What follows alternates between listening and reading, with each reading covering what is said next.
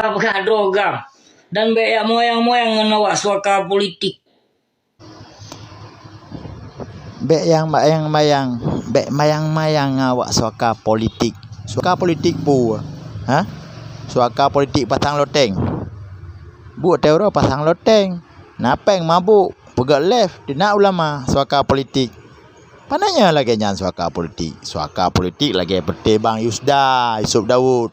Dalam gedung PBB ke pegah haba.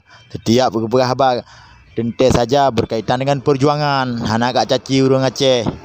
Ya, dalam suaka politik. Lagi kah pun suaka politik. Buat ke kampung pancuri. Dalam daya Habu Mudi kacu mecu. Kacu peng tungku Amir Kenire. Kacu peng glahle peng lokal. Kacu peng pukun kamekak rukok dalam daya. Bang ke bedubit.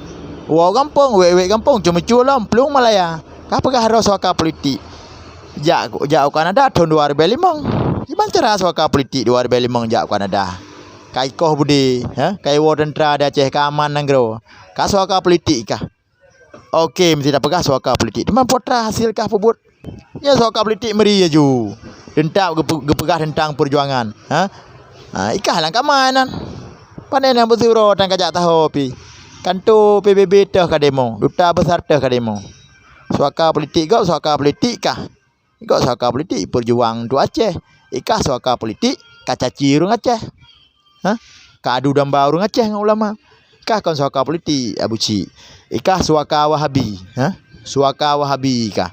Jadi senang awak Wahabi dengan nakah tenak-tenak ulama Ahlus Sunnah wal Jamaah. Benci kikah belum dak kena aswaja cukup berat bengeh. Padahal aswaja singkatan Ahlus Sunnah wal Jamaah. Ka bengeh dan nak jali lepuhnya. Suaka politik. Cepat nak suaka politik cepat kacau suaka politik bangai palih. Kaji ubat, nak begah pulih ke hai. Jali lepuh hai.